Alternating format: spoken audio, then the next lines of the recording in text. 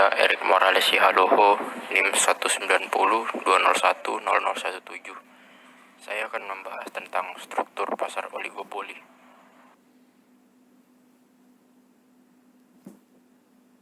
Pada definisi oligopoli, pasar ini adalah penawaran jenis barang yang dikuasai oleh satu perusahaan. Pasar ini merupakan contoh persaingan tidak sempurna. Dalam pasar oligopoli, sebuah perusahaan yang terlibat berusaha menarik konsumen dari pesaing mereka. Selain untuk keuntungan, mereka mendapatkan ketergantungan oleh perbuatan pesaing mereka. Barang yang dihasilkan para produsen merupakan barang substitusi yang dapat menggantikan satu sama lain. Struktur pasar oligopoli yang terbentuk pada industri-industri yang memiliki kapital intensif yang tinggi, seperti industri semen, jasa penerbangan, industri mobil, industri kertas, dan lain-lain. Faktor yang mempengaruhi adalah efisiensi berskala besar dan kompleks manajemen. Untuk karakteristik oligopoli ada 7, seperti yang kita lihat di sini. Jenis-jenis pasar oligopoli ada 2, oligopoli murni. Oligopoli murni itu produk yang dihasilkan bersifat homogen dan identik. Biasanya ditemui pada produsen penghasil bahan mentah, seperti industri semen dan lain-lain.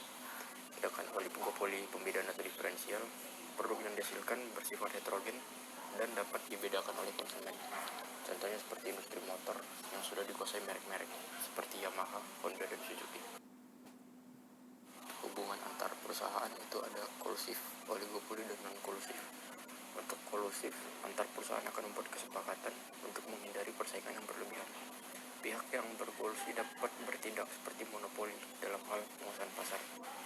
Non-kolusif, antar perusahaan akan bersaing dalam harga dan dalam jumlah produk. Tetapi biasanya pihak yang bersaing dan para oligopoli memilih kompetisi non-tarif untuk mencegah perang harga. Kelebihan pasar ini, perusahaan akan bersaing melakukan inovasi, harga yang lebih stabil, adanya kebebasan pembeli, produsen memprioritaskan kepuasan konsumen, dan efisiensi produksi menjadi perhatian produsen.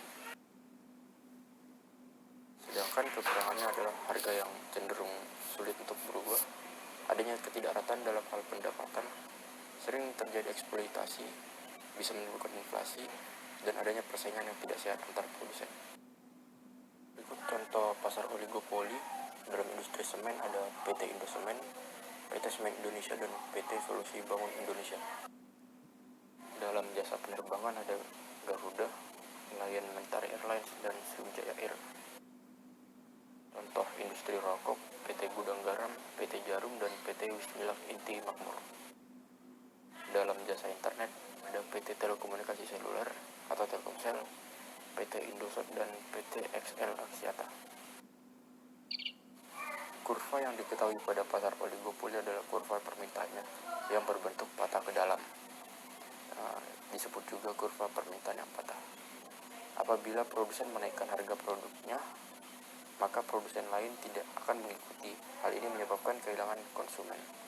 Sebaliknya, ketika produsen menurunkan harga, maka produsen lain menyesuaikannya agar dapat mempertahankannya. Pada kurva pertama, kita mengetahui pendapatan total dengan cara harga dikali kuantitas. Pada kurva kedua, kita dapat melihat average revenue dan marginal revenue. Karena harga setiap produk sama, maka setiap unit baru yang dihasilkan akan menghasilkan AR yang sama. Oleh sebab itu, MR dari kurva kedua.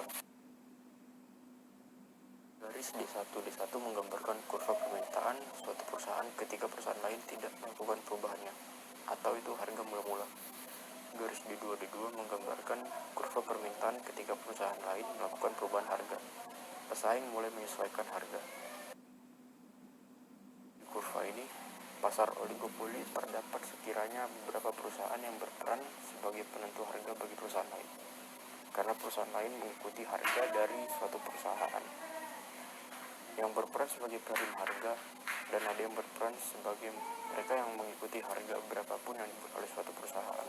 Hal ini akan menghasilkan output pada kondisi di mana marginal cost-nya sama dengan harga yang sesuai dengan kurva.